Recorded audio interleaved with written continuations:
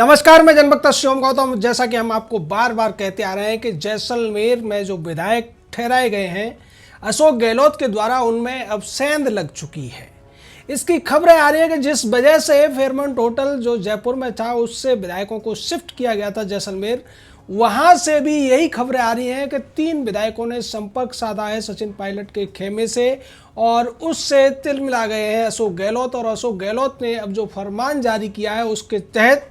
किसी भी विधायक को आपस में अकेले में बात करने की छूट नहीं होगी। अगर किसी विधायक को दूसरे विधायक से बात करनी है तो उसे सभी के बीच में बात करनी होगी। साथ ही साथ सूर्यगढ़ पैलेस, जहां ये सारे के सारे विधायक ठहरे हुए हैं, वहां से बाहर निकलने की इजाज़त किसी भी विधायक और मंत्री को नहीं होगी। केवल कुछ चुनिंदा मंत्रियों को ही बाहर निकलने की इजाज़त है, और वो भी इसलिए क्योंकि वो अशोक गहलोत के खासम खास हैं। तो आप समझ सकते हैं कि विधायक जो कि जनप्रतिनिधि होता है, संविधान ने जिसको जनता का प्रतिनिधि बनाकर भेजा है, अब वो ऐसा लगता है कि राजस्थान में एक बिग बॉस जैसा सीरियल खेला जा रहा है और इसमें बिग बॉस है अशोक गहलोत। वहाँ अशोक गहलोत की इजाज़त के बगैर किसी को भी आपस में बात करने की इजाज़त नहीं है, किसी को भी दूसरे से संपर्क करने की या कोई डिस्कशन करने की, आपस के एक दूसरे का सुख दुख जानने की भी इजाज़त नहीं है। अगर बात करनी है तो सभी को सामने आना पड़ेगा, एक दूसरे के कमरे में नहीं जा सकते हैं, एक दूसरे से बात नहीं कर सकते हैं। तो आप समझ सकते हैं कि 4 दिन से 40 डिग्री टेम्परेचर में किस तरीके से अत्याचार उन विधायकों और मंत्रियों के ऊपर किया जा रहा है, और ये सब इसलिए हो रहा है क्योंकि अशोक गहलोत को अपनी कुर्सी बचानी है। वहीं दूसरी तरफ सचिन पायलट गुट के भी विधायकों ने एक शर्त रखी थी कि अगर विश्वेंद्र सिंह और हेमाराम चौधरी ने ये कहा था, रमेश मीणा भी इसमें शामिल थे, उन्होंने ये कहा था कि अगर आला कमान किसी तीसरे व्यक्ति को मुख्यमंत्री बना देती है तब हम बात कर सकते हैं, उससे पहले बात नहीं करेंगे, जो कि सीधे तौर पर संकेत है कि वो अशोक गहलोत को पसंद नहीं करते हैं। और ऐसा ही अशोक गहलोत की बाड़ाबंदी में कैद करीब 1 दर्जन से ज़्यादा विधायकों का भी मानना है कि अगर अशोक गहलोत को हटा दिया जाए तो सरकार बच सकती है, जिससे डर कर अशोक गहलोत ने अब ये डंडा चलाने की कोशिश की है। उनका काला जादू तो फेल हो गया है। उन्हें यह लगता है कि इस बाड़ाबंदी के डर से शायद विधायक और मंत्रियों का हृदय परिवर्तन वो कर पाएंगे और अपनी सत्ता को आने वाले 3-4 साल और बरकरार रख पाएंगे। लेकिन जैसी खबरें आ रही हैं, वहाँ के स्थानीय जो पत्रकार हैं उन्होंने अंदर की खबर दी है कि विधायकों के ऊपर खुफिया एजेंसियों के कई लोग लगे हुए हैं। सादा वर्दी में भी जो वहाँ पर काम करने वाले हैं वो भी इन्फॉर्मर के तौर पर ये बता रहे हैं कि कोई विधायक एक दूसरे से बात तो नहीं कर रहा है, एक दूसरे को पर्ची तो नहीं दे रहा है। और ये डर इसलिए है कि अशोक गहलोत को लगता है कि जैसा कि फेयरमाउंट होटल में जिन 3 विधायकों ने संपर्क किया था सचिन पायलट के साथ में, वही 3 विधायक जैसलमेर से भी संपर्क साधने की कोशिश कर रहे हैं। हालांकि अशोक गहलोत ने इंतजाम तो ऐसा किया था कि किसी भी विधायक का फोन न चल पाए, इंटरनेट भी वहां नहीं चल रहा है, लेकिन चूंकि छत पर जाकर सिग्नल आ जाते हैं, उसकी वजह से अशोक गहलोत ने यह फरमान जारी किया है। और अंदर से खबर तो यह भी है कि ज्यादातर जो विधायक और मंत्री हैं उनके फोन भी रखवा लिए गए हैं, फोन से उनको संपर्क नहीं करने दिया जा रहा है, वो अपने परिवार वालों से भी संपर्क नहीं कर सकते हैं। और इसकी वजह से बहुत से विधायक फ्रस्ट्रेशन की स्थिति में आ चुके हैं। उन्हें यह लगता है कि किसी भी तरीके से इस कैद से मुक्त हो जाएं तो उसके बाद आगे की रणनीति को सोचेंगे। दरअसल जिस तरीके से सर्कस में किसी जानवर को ट्रेनिंग देने के लिए सबसे पहले उसके मस्तिष्क पर एक ऐसा दबाव बनाया जाता है कि वो कुछ भी सोचने समझने की स्थिति में नहीं रहता है, और बाद में जो ट्रेनर उससे जो कुछ भी कराना चाहता है वो सब करने के लिए वो राजी हो जाता है, क्योंकि उसका मस्तिष्क स्थिर नहीं रह पाता। वैसी ही कोशिश इस काले जादूगर अशोक गहलोत ने करने की है जैसलमेर में। जिस तरीके से विधायकों को पहले तो 40 डिग्री टेम्परेचर के अंदर ठहराया गया, हालांकि एसी लगे हुए हैं, लेकिन एसी भी कितना काम करेंगे, उन्हें थोड़ा बहुत तो बाहर निकल कर आना पड़ेगा। और उसके अलावा जो परिवार से संपर्क होता है व्यक्ति का, जो मानसिक दिलासा उसे मिलती है, जो एक सांत्वना मिलती है, वो भी उसे नहीं लेने दी जा रही है, क्योंकि अशोक गहलोत को ये डर है कि जिस तरीके से फेयरमाउंट होटल में 3 विधायकों से संपर्क किया था सचिन पायलट गुट ने, वो भी पारिवारिक मित्रों और परिवार के सदस्यों के माध्यम से हुआ था। तो अशोक गहलोत ये जानते हैं कि अगर परिवार वालों से भी बात करने दी जाएगी तो वहाँ से भी कुछ न कुछ कोर्ट में बात हो सकती है, इशारों में बात हो सकती है और उससे अशोक गहलोत की कुर्सी खतरे में हो जाएगी। कुर्सी तो पहले ही खतरे में है, क्योंकि जिस तरीके से खबरें अंदर से बार बार आ रही हैं कि अभी तक तमाम कोशिशों के बावजूद अशोक गहलोत खेमे के केवल 91 विधायक ही जैसलमेर में हैं। उसके बाद के विधायक कहाँ हैं ये तो कोई नहीं जानता। हालांकि 3-4 मंत्री बाहर हैं, उसको भी मिला दिया जाए तो कम से कम 6 विधायक ऐसे हैं जो उस बाड़ाबंदी में अभी अंदर नहीं हैं। ये चीज़ें, ये वो तथ्य हैं जो कि अशोक गहलोत की मुश्किलें बढ़ा रहे हैं, कांग्रेस आला कमान की मुश्किलें बढ़ा रहे हैं। इसीलिए रणदीप सुरजेवाला ने भी कहा कि अशोक गहलोत ने जो ऑफर दिया है सचिन पायलट गुट के विधायकों को, जिसमें उन्होंने कहा था कि अगर वो आला कमान से माफ़ी मांगे और आला कमान उन्हें माफ़ कर देता है तो मुझे उनको गले लगाने में कोई दिक्कत नहीं है। रणदीप सुरजेवाला ने यह कहा कि मैं इस बात से पूरी तरह सहमत हूँ और जो कुछ कह रहे हैं अशोक गहलोत वो एक परिपक्वतापूर्ण वक्तव्य है और सचिन पायलट और उनके साथियों को भी ये बात मान लेनी चाहिए, पार्टी के साथ ही रहना चाहिए और उन्हें वापस आ जाना चाहिए। लेकिन दूसरी तरफ सचिन पायलट की तरफ से जिस तरीके से एक के बाद एक नई चाल चली जा रही है, उसका सीधा मतलब है कि वो अब इस बात से लगभग आश्वस्त नजर आ रहे हैं कि 14 तारीख को जब सत्र शुरू होगा और 17 तारीख को जब विश्वास मत रखा जाएगा तो उसमें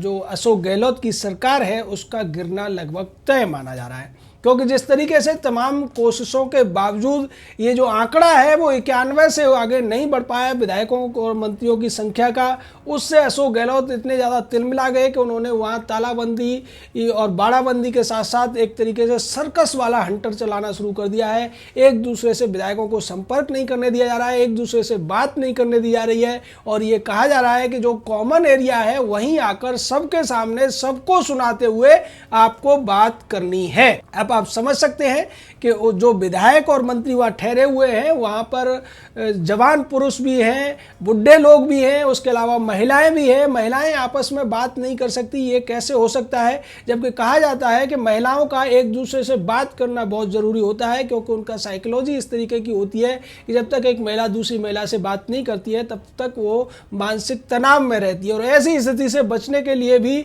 अगर कोई महिला विधायक दूसरी महिला विधायक से बात करती है तो इसके बीच में वो हंटर आ जाता है अशोक गहलोत का, जिसका उन्होंने कह दिया है कि कोई एक दूसरे से बात नहीं करेगा। अब एक महिला दूसरी महिला से जो बात करना चाहती है वो किस तरीके से सभी विधायकों और मंत्रियों के सामने बात करेगी, ये बात का ख्याल भी अशोक गहलोत ने नहीं रखा है, जिसकी वजह से जो विधायक हैं उनके अंदर एक अलग तरीके का असंतोष पैदा हो रहा है। और जैसा कि कोविड-19 के अंदर प्रोटोकॉल चल रहा है उसके लिहाज से भी जिस तरीके से इन विधायकों को इकट्ठा करने की कोशिश की जा रही है, एक बड़ी बात यह है कि अभी तक इनमें से किसी भी विधायक को लेकर कोविड का टेस्ट नहीं किया गया है। कोविड प्रोटोकॉल के तहत एहतियात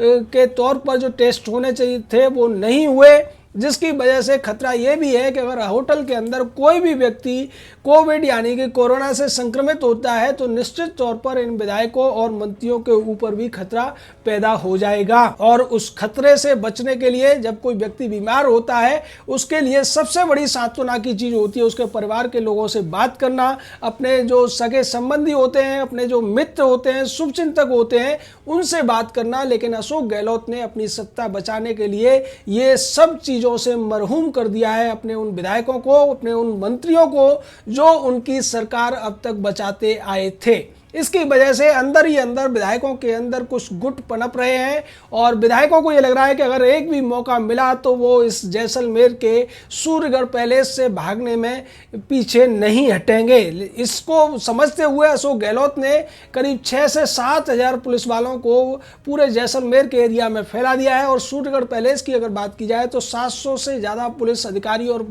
पुलिसकर्मी उस पैलेस को घेरे हुए हैं। बाहर से अगर कोई गाड़ी रोड से होकर भी जाती है तो उसकी पूरी चेकिंग की जाती है, उसकी जानकारी ली जाती है कि वो कहाँ से आ रही है, क्यों आ रही है, कैसे जा रही है और किस वजह से इस रास्ते को अपना रही है। ज़्यादातर वाहनों के जो रास्ते हैं वो डाइवर्ट कर दिए गए हैं, उनको दूसरे रास्तों से भेजा जा रहा है। तो ये सिर्फ और सिर्फ वो डर है जो कि अब अशोक गहलोत को बहुत ज़्यादा सताने लगा है। और ये डर आदमी को तभी होता है जब उसको न खुद के ऊपर विश्वास होता है न अपने साथियों के ऊपर विश्वास होता है। याद रखिए, कोई भी लड़ाई लड़ाई तभी आप लड़ सकते हैं जब आप पहले आपको अपने ऊपर विश्वास रखना पड़ता है और फिर अपने साथियों के ऊपर। लेकिन ऐसा लगता है कि अब अशोक गहलोत का न तो खुद पर विश्वास बचा है, न अपने आलाकमान पर विश्वास बचा है, और ना ही उन विधायकों और मंत्रियों के ऊपर विश्वास बचा है जिन्हें लेकर वो जयपुर से जैसलमेर भागे थे। उन्हें यह लगता है कि आने वाले जो 10 दिन हैं ये उनकी जिंदगी के सबसे ज़्यादा खतरनाक और डरावने दिन हैं, और इनको अगर उन्होंने पार कर लिया तो शायद उनकी सत्ता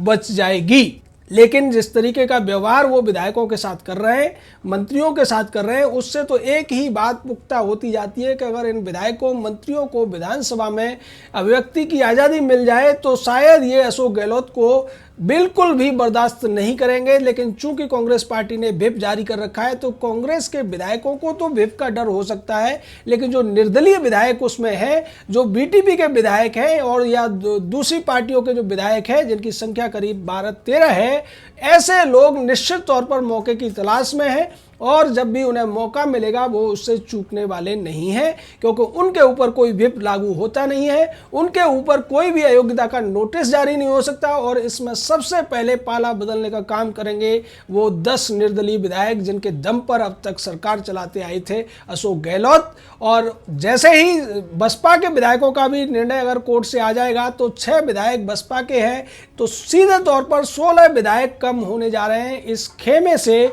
अगर यही सब चलता रहा तो। और दूसरी तरफ जिस तरीके से सचिन पायलट गुट के लोग भी अपना